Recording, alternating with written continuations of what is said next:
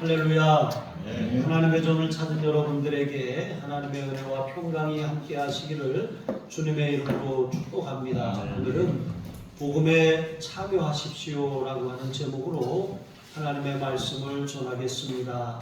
여러분, 빌립보 교회는 AD 49년부터 52년까지 바울의 2차 전도 여행 중에 세워진 교회입니다. 본래 바울은 아시아에서 이때 복음을 전하려고 계획을 가지고 있었지만 하나님의 성령께서 강권하셔서 방향을 이렇게 돌리셨어요. 그리고 마게도냐 사람의 환상을 통해서 그가 유럽의 그런 이 유럽 땅으로 마게도냐로 건너가게 하신 것이죠. 이렇게 빌립보에 복음을 전했고 또 빌립보에 이 복음을 전해서 교회가 세워진 이후에 바울이 이제 로마에 2차례 이제 복음을 전하다가 투옥이 됩니다. 그런데 그 2차례 투옥 가운데 1차 투옥되었을 당시에 옥중에서 이제 빌립보 교회에 보낸 서신이 바로 빌립보서입니다. 오늘 말씀을 통해서 몇 가지 교훈을 살피며 은혜를 나누겠습니다. 첫 번째로 우리는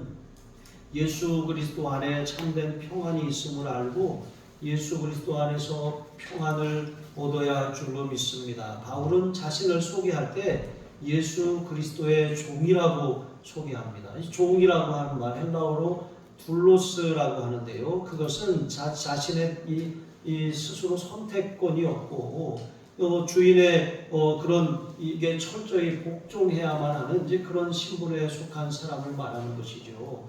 그리스도의 종이라고 하는 것은 자신이 그리스도로부터 특별한 사명을 받은 그리스도의 대사로서 그리스도께 절대 복종하는 그런 일꾼으로 그렇게 부름을 받았다라고 말하는 것입니다. 마찬가지로 여러분, 우리가 예수님을 영접할 때 우리는 예수님을 우리의 구원자와 또 삶의 주인이신 주님으로 모셨어요.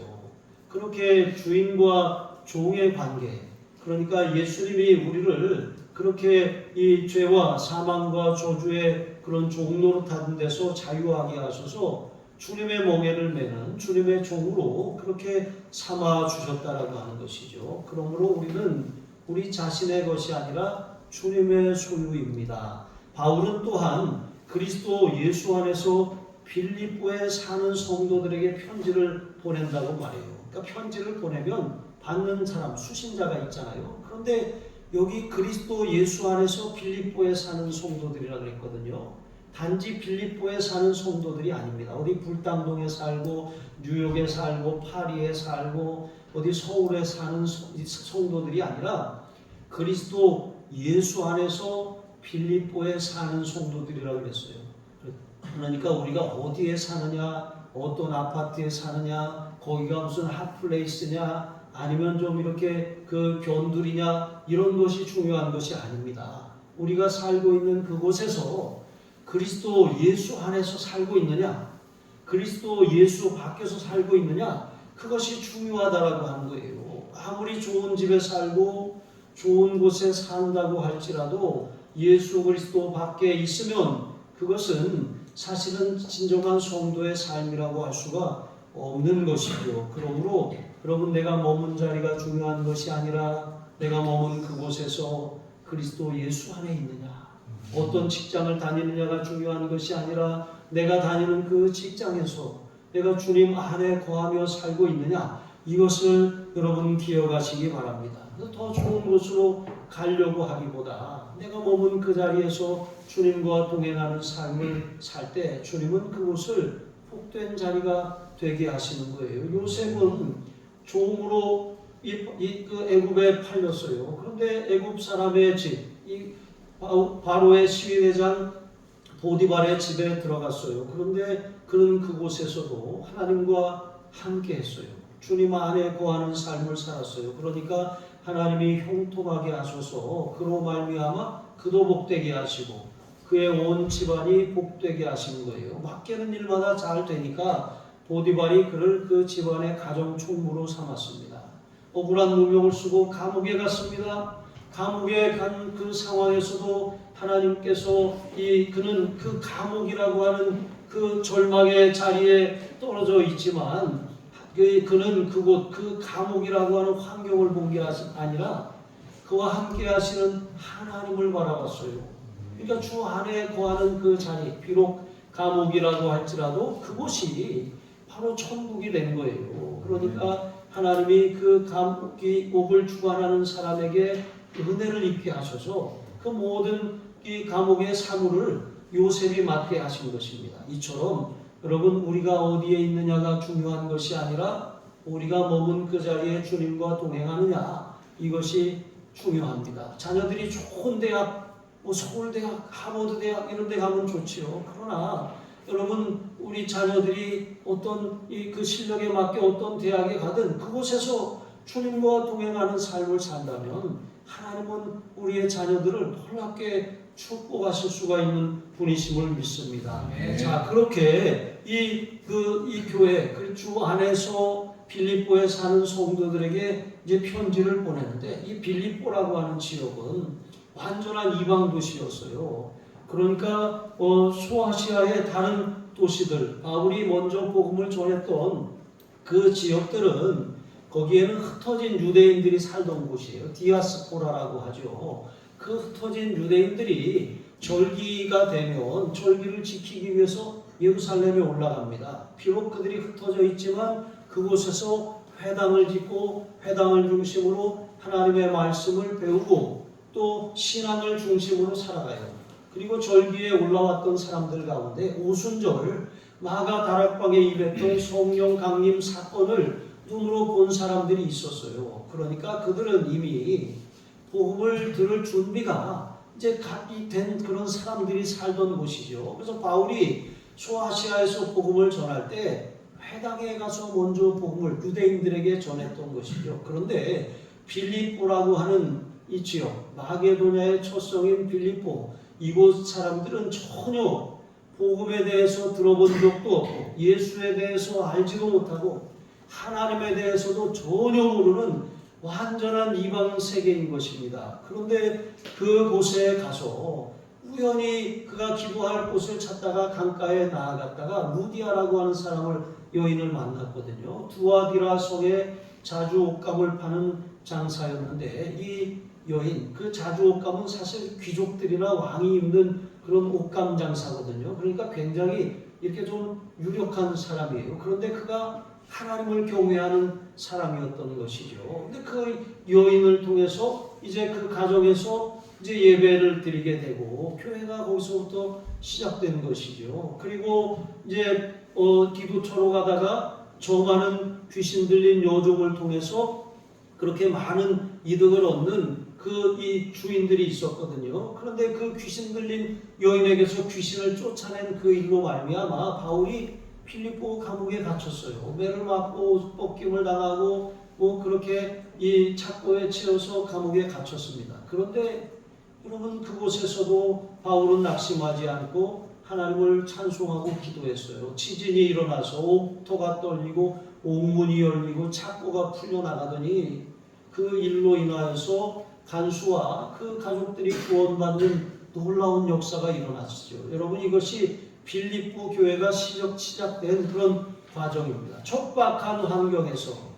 그러니까 전혀 복음의 그런 이 불모지에서 그렇게 뿌려진 그 땅에 씨앗이 자라난 거예요. 여러분, 제가 두 번째 목회하던 그 지역이 화전민들이 그렇게 일군 지역이거든요. 6.25 때 거기에 그렇게 공산당도 들어오지 않았던 지역이라고 하더라고요. 그러니까 버스가 들어갔다가 다시 나와야 되는 그런 동네입니다. 하루에 4번 정도 버스가 들어오는데 눈이 오면 또 버스가 또 안 와요. 이제 그런 동네인데 화전민들이 처음에 어떻게 그 화전을 일굽니까? 산에다 불을 질러요. 나무를 베입니다. 풀뿌리를 끄집어내요. 바위를 캐냅니다. 돌멩이를 집어내요. 그렇게 계속해서 해를 거듭하면서 점점 밭이 넓어지고 그게 옥토가 되어가는 것이죠. 여러분, 이와 같이 척박한 환경, 그런 환경에서 바울이 복음의 씨앗을 뿌렸는데 그 씨앗이 잘 자라서 거기에 일꾼들이 세워집니다. 집사들이 세워지고 감독들을 배출하는 그런 교회로 성장한 거예요.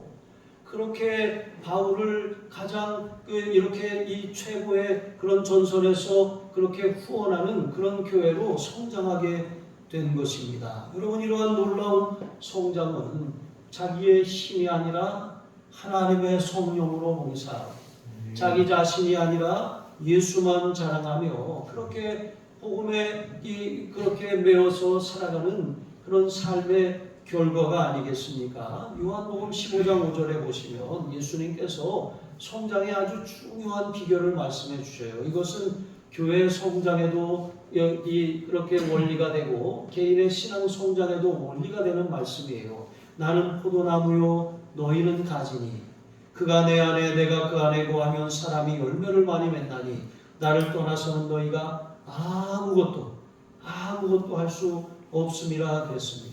여러분, 신앙생활은 내 힘으로 하는 게 아니에요. 내가 교회를 부흥시키는 것이 아니에요. 내가 우리 자녀들의 신앙을 막 키우는 것이 아닙니다. 물론 부모의 역할도 있어요. 시루에 콩나물을 키우듯이 이렇게 계속 아침마다 물을 부어주고 덮어놓고 물을 부어주고 덮어주고 그렇게 하는 과정, 신앙을 계속 가르치고 전수하는 과정이 필요합니다. 그러나 그런 노력이 있다고 되는 것이 아니라 잘하게 하시는 분은 하나님이시죠. 그러니까 우리는 예수님만 의지하고 예수님만 붙들고 예수님만 사랑하고 예수님을 잘 믿으면 예수 잘 믿는 나 한 사람 때문에 주변 사람들이 예수님께로 돌아오는 거예요. 예수님을 잘 전하는 교회로 말미암아 예수 믿지 않는 불모지에 복음의 씨앗이 떨어지고 자라나게 되는 것이죠. 자, 그리고 바울은 은혜와 평강이 너희에게 있을지어다 라고 축복합니다. 은혜라고 하는 것은 어떤 인간의 행위와 관계없이 그리스도의 그런 속량의 은혜로 말미암아 하나님께서 우리에게 값없이 주시는 선물이에요. 그리고 평강은 은혜의 결과로 누리는 하나님과의 화목이고 화평입니다. 본래 평강이라고 하는 것은 전쟁과 혼란이 없는 상태를 거기에서 이렇게 벗어난 상태. 그러니까 전쟁과 혼란이 있었는데 그것을 극복하고 이제 안정을 되찾은 그런 상태를 평화라고 했어요. 평안, 샬롬이라고 했습니다. 그런데 바울은 이제 빌립보 교회 성도들이 이와 마찬가지로 하나님과 상관없이 살았어요. 그러니까 은혜를 모르고 살았어요. 자기 힘으로 자기 능력만 가지고 살았어요. 그런데 복음이라고 하는 선물을 받았어요. 은혜로 구원받게 되었습니다. 은혜로 구원받고 나니까 세상이 줄 수 없는 놀라운 평강을 누리게 된 것입니다. 여러분, 세상 사람들은 누구나 평강을 갈망해요. 그래서 어떤 물질을 많이 얻으면 우리 가족이 더 행복해지겠지. 또 우리가 어떤 명예나 권력을 어떤 지위를 얻으면 승진하면 우리의 삶이 더 평안해지겠지. 이렇게 생각을 하는 것입니다. 그러나 여러분, 우리가 평강을 위해서 수고해서 무엇을 얻고 나면 그 다음부터는 그것을 지키기 위해서 노심초사하느라고 평강이 없어지는 거예요. 이것은 참된 평강이 아닌 것입니다. 하나님이 주시는 평강은 은혜로 말미암아 예수님의 은혜로 말미암아 주어지는 것이거든요. 날마다 주님이 우리를 속량하신 그 은혜, 예수 그리스도 안에 성경에 약속하신 그 놀라운 축복을 우리가 받아 누림으로 우리가 하나님이 주시는 평강을 누리는 것이지 내가 힘쓰고 애쓰고 노력해서 얻어내는 것이 아닌 것이죠. 인간은 죄의 문제로 말미암아 그 영혼의 그런 그 공포와 심판의 두려움 가운데 살고 있어요.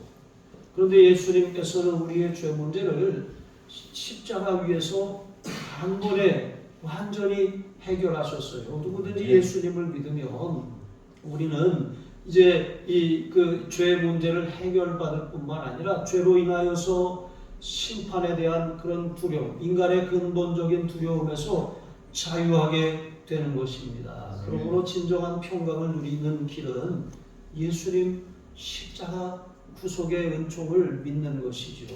여러분, 날마다 예수님을 바라보시기 바랍니다. 예수님을 의지하시기를 바랍니다.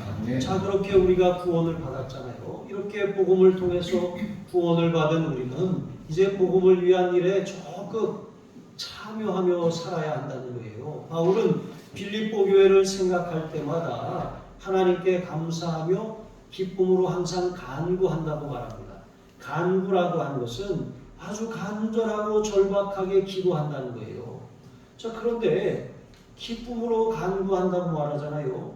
기쁨이라고 하는 말과 간구라고 하는 표현은 서로 어울리지 않는 단어예요.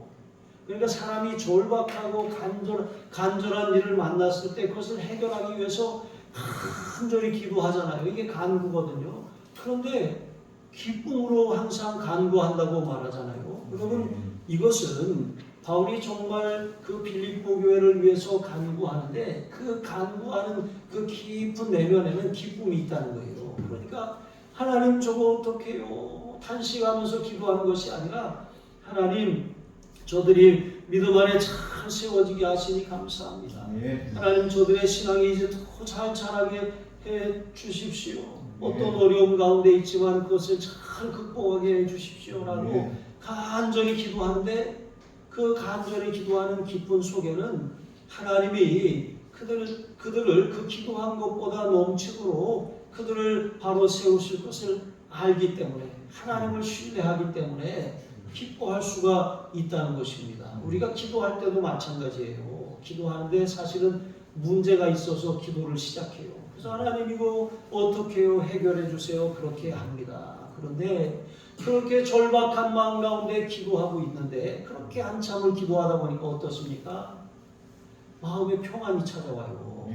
하나님이 해결하실 것이라고 하는 확신이 와요. 그러니까 어떻게 합니까? 기쁨이 오기 시작하는 거예요. 여러분, 이처럼 우리의 기도가 그렇다는 거예요. 절박함, 간절함으로 시작했지만 평안과 확신과 기쁨으로 마무리되는 게 기도거든요. 아직 내가 기도했는데 평안이 없어요. 기도 더 해야 됩니다. 마음에 확신이 없어요. 아직 기도가 더 쌓여야 되는 것입니다.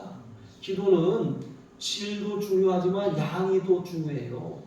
여러분, 양이 많아야 또 좋은 것도 거기 나오는 것 아니겠습니까? 그래서 우리가 기도하는 시간을 조금 더 늘리고 또 이 기도하는데 힘을 내야 하는 것입니다. 자, 그렇게 기도하다 보면 정말 기도에는 인내가 필요하거든요. 그럼 그 인내하는 과정을 통해서 하나님이 주시는 그 기쁨 속에서부터 샘솟는 그 기쁨을 만나게 되는 것이죠. 바울과 실라는 빌립보 감옥에 갇혔지만 그들은 한밤중에 찬송하고 기도했어요.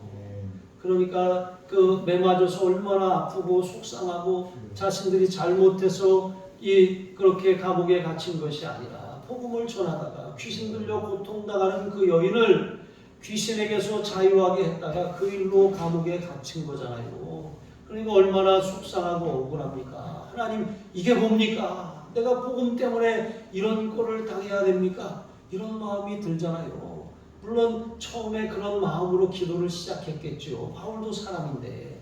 그런데 기도하다가 한밤중에 그 깊은 기도의 세계에 들어가다 보니까 정말 이것도 은혜라고 하는 거. 내가 복음 때문에 고난당하고 복음을 위하여서 주님의 남은 고난을 그 몸에 채우는 것이 너무 감격스럽잖아요. 감사하게 되고 기뻐하게 되는 것입니다. 그때 기적이 일어나는 거예요. 여러분, 이렇게 우리가 탄식으로 시작했다가 기쁨으로 우리가 주님을 맞이할 때 그때 기적이 일어나고 응답이 오고 치료가 일어나고 우리의 삶의 문제들이 해결되는 줄로 믿습니다. 자, 바울이 이렇게 빌립보 교인들을 위해서 기쁨으로 간구할 수 있는 이유가 무엇인지 바울이 말해요. 그것은 빌립보 교회가 첫날부터 이제까지 복음을 위한 일에 참여하고 있기 때문이라고 말하는 거예요. 첫날이 언제입니까? 처음 빌립보에 가서 복음을 전할 때입니다. 그때부터 바울이 지금 감옥에 갇혀있는 그러한 순간까지 그들은 복음을 위한 일에 참여하고 있다는 거예요. 복음의 동역자요 협력자들이 되었다는 거예요. 많은 어려움이 있었습니다. 많은 핍박이 찾아왔습니다. 많은 방해가 있었습니다. 신앙생활을 여러분 시작하는 거 이거 쉬운 일이 아니에요. 영적인 싸움입니다. 날마다 싸우는 거예요. 이 마귀가 우리를 가만 내버려 두지 않는 것입니다. 그러나 우리는 날마다 싸워서 이겨야 하는 것이죠. 그런 이 싸움 가운데 너무나도 흔들릴 수 있고 또 달아날 수도 있습니다. 그런데 그런 상황 가운데 그들은 좋을 때나 좋지 않을 때나, 힘들 때나 행복할 때나, 또 괴로울 때나, 이 좋을 때나 검은 머리 파뿌리 되도록 주례사에 있는 말처럼 그렇게 그들은 어려운 때에도 신앙을 저버리지 않았다는 거예요. 많은 사람들이 바울이 옥에 갇히자 달아나 버렸어요. 다 떠나버렸습니다. 그런데 그런 상황 가운데서도 빌립보 교회는 바울을 떠나지 않았다는 것이죠. 그렇게 바울과 빌립보 교회가 성도들이 서로 복음 안에서 서로 교제하며 또 사랑을 나누고 서로의 필요를 채우고 서로를 위해 중보하고 또 믿음을 도전하고 간증했다는 거예요. 그게 바로 교제, 코이노니아거든요. 여러분, 성도의 믿음의 교제, 그런 코이노니아가 우리가 넘어졌을 때 우리를 일으켜 세우는 거예요.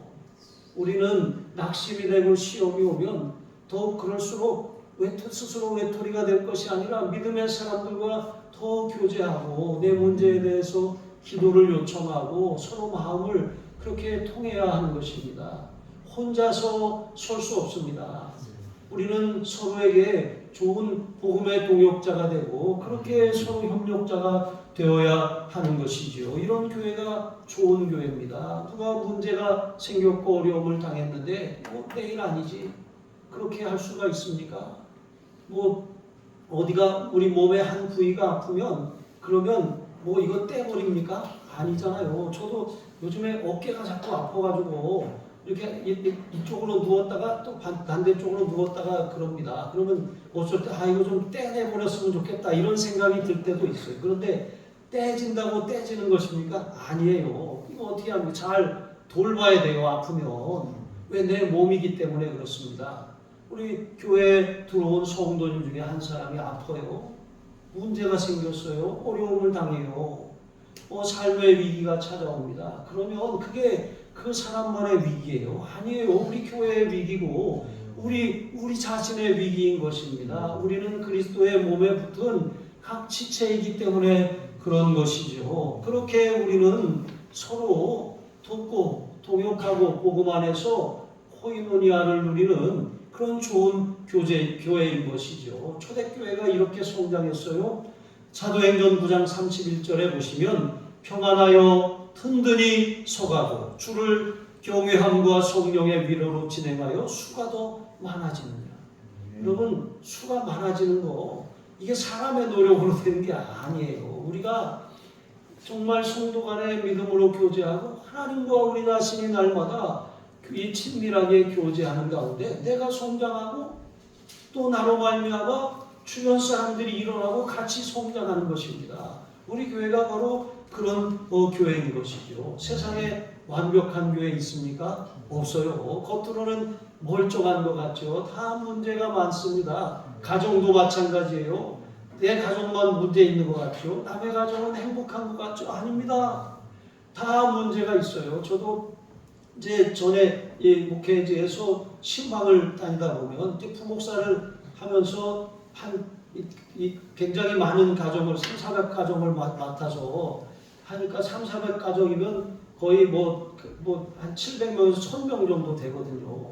그러면 한 2달 동안 대신방을 하는데 그 신방 2달 동안 진짜 아침에 9시에 나가서 어떤 때는 밤에 12시에 들어와요. 그렇게 계속 신방을 하고 또 가서 또 신방하고 또 신방하고 15가정까지 하루에 신방해 본 적도 있어요. 그런데 그렇게 신방을 하며 들어보면 저는 잠깐 말씀을 전하고 축복 기도하지만 그 짧은 틈에 막 그 가정의 그런 이야기를 들으면 문제 없는 가정이 하나도 없어요.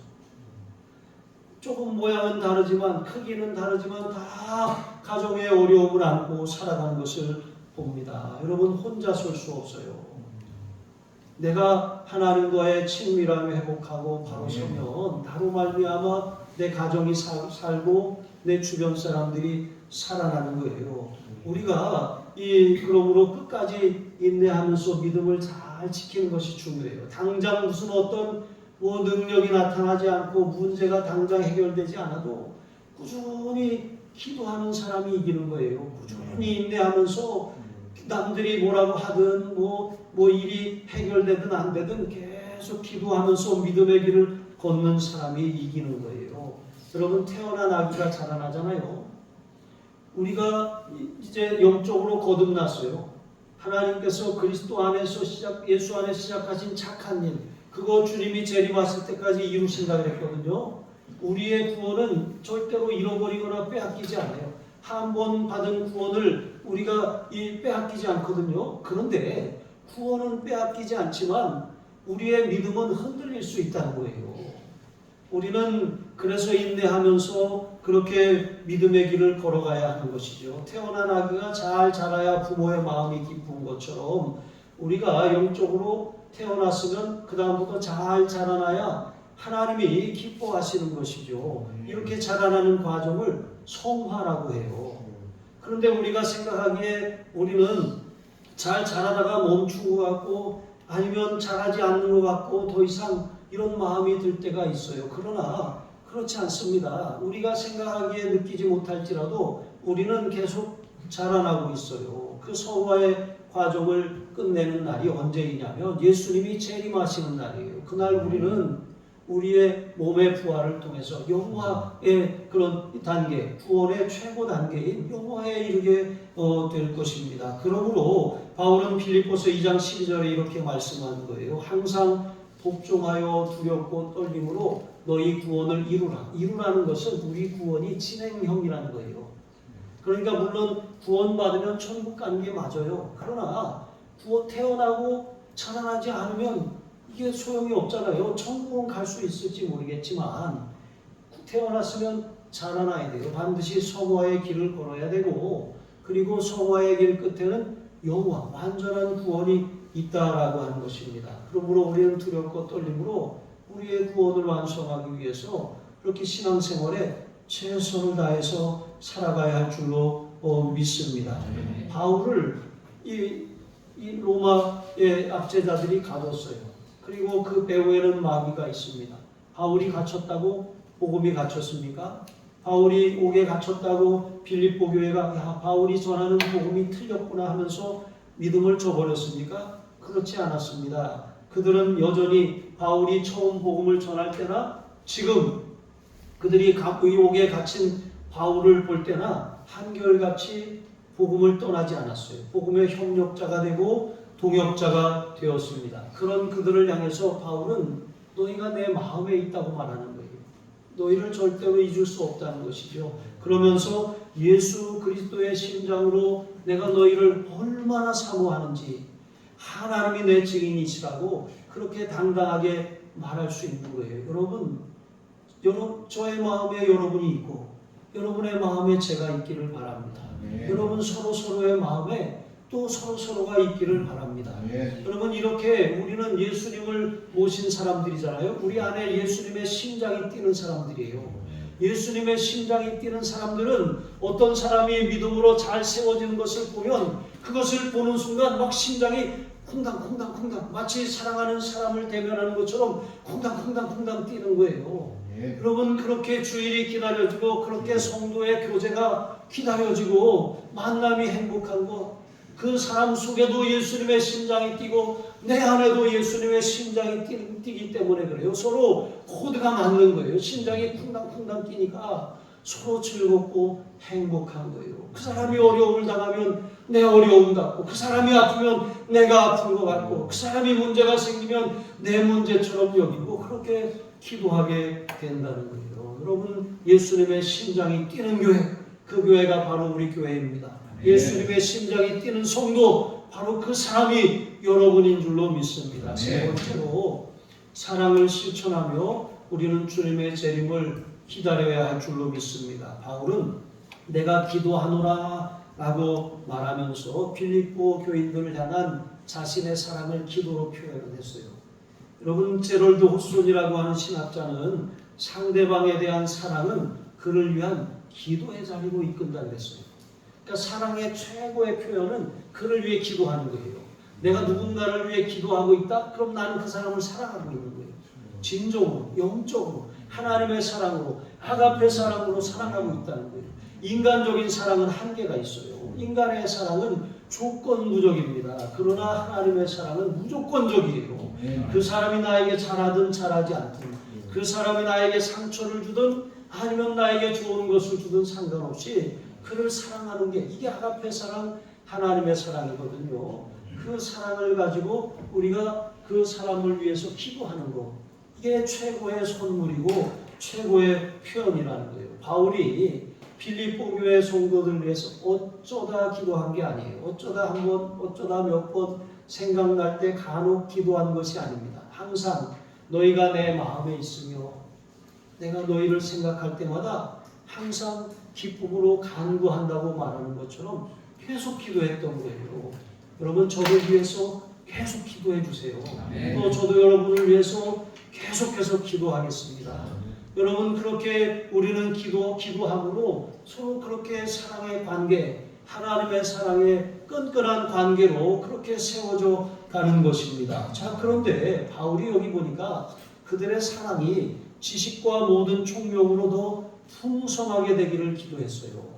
그러니까 사랑이라고 하는 것, 우리가 그렇잖아요. 어떤 사람에 대해서 알아가면 알아갈수록 점점 더 이제 그 사람을 위해 구체적으로 기도할 수 있어요.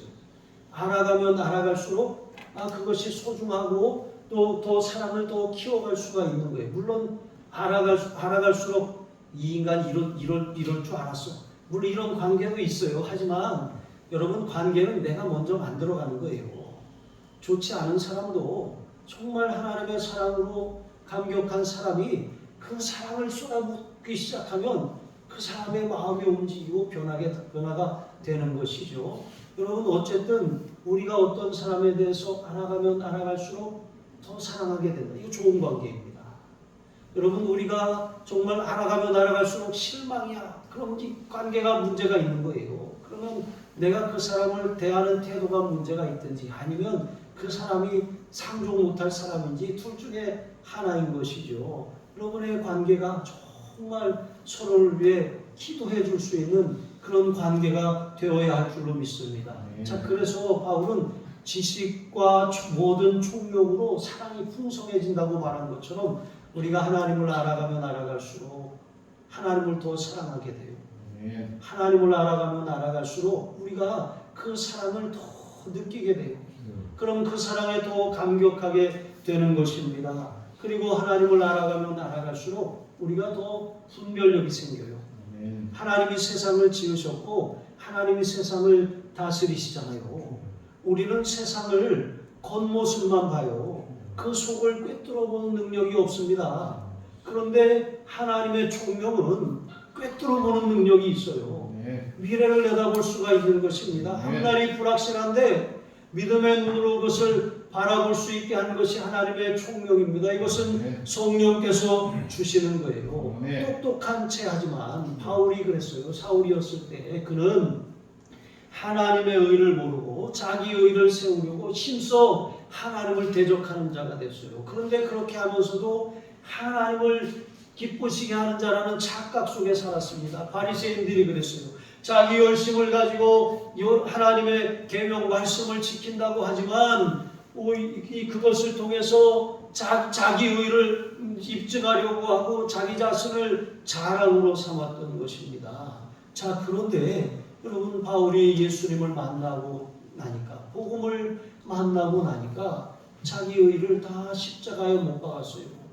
그리고 오직 하나님의 의인 예수 그리스도만을 붙들었어요. 의라고 하는 것은 기준이에요. 기준. 하나님이 정하신 기준입니다.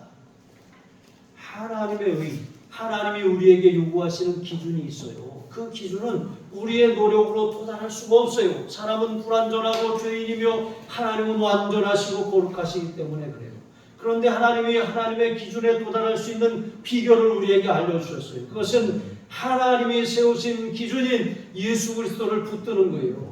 나 자신을 믿지 않고 예수님을 믿고 예수님을 의지하면 우리는 하나님의 그런 이 기준에 일치하는 삶을 살아가는 거예요. 그렇게 그 예수님을 만나고 난 다음에 바울은 그 사랑에 감격하여 살았습니다. 그 사랑을 전하며 살았습니다. 그 사랑을 위해 기꺼이 희생했습니다. 그 그 사랑을 위해서 그렇게 일생을 바치며 사랑을 실천하며 그렇게 살아갔던 것이죠. 여러분, 빌립보 교회가 지금도 잘하고 있지만 바울은 그들이 그 잘하는 것 현재 안주하지 말고 더 잘하라고 격려하는 거예요. 그들의 사랑이 더 풍성해지기를 위해서 기도하는 것입니다.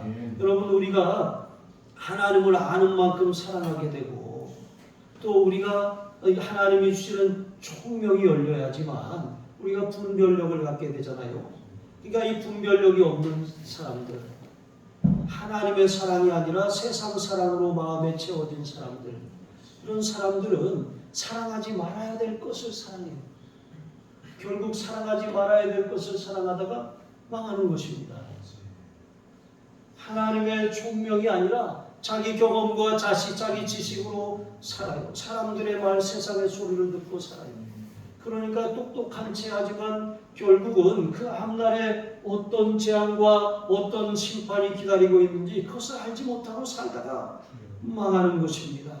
여러분, 하나님의 총명으로 하나님 이 세상에 그런 이 무엇을 사랑해야 되고 또 하나님의 선한 뜻이 무엇인지 잘 분별하시기를 바랍니다. 하나님의 사랑으로 사랑해야지 세상 사랑을 가지고 사랑하지 마시기 바랍니다. 뭐 돈 갖고 사랑한다면 돈을 막 그 사람한테 쏟아부으면 돼요.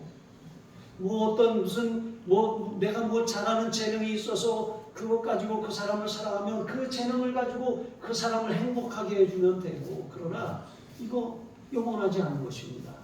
하나님의 사랑을 가지고 우리가 사랑하기 시작하면 거기에 놀라운 변화가 일어나고 놀라운 하나님의 역사가 나타나는 거예요.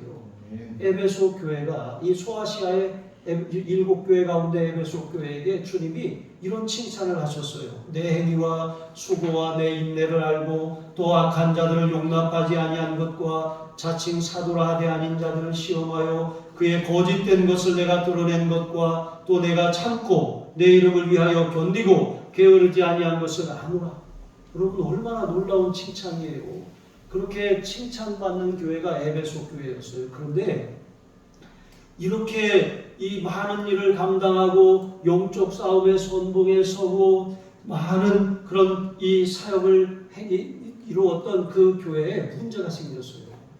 어떤 문제입니까? 주님이 이렇게 말씀하십니다. 너를 책망할 것이 있나니 너의 처음 사랑을 버렸노라. 그러니까 우리가 열심을 내는 것 중요합니다. 열심을 내다 보면 이게 내 열심인지 주님의 열심인지, 이것 나를 위한 것인지 주님을 위한 것인지 헷갈리는 거예요. 그러다가 정말 열심만 남고 사랑은 식어지는 것이죠. 그러면 주님의 책망을 받게 되는 것입니다. 여러분, 물질이 풍성하고 교인이 넘쳐나고 많은 일을 감당하는 교회가 주님이 칭찬하시는 교회가 아니에요.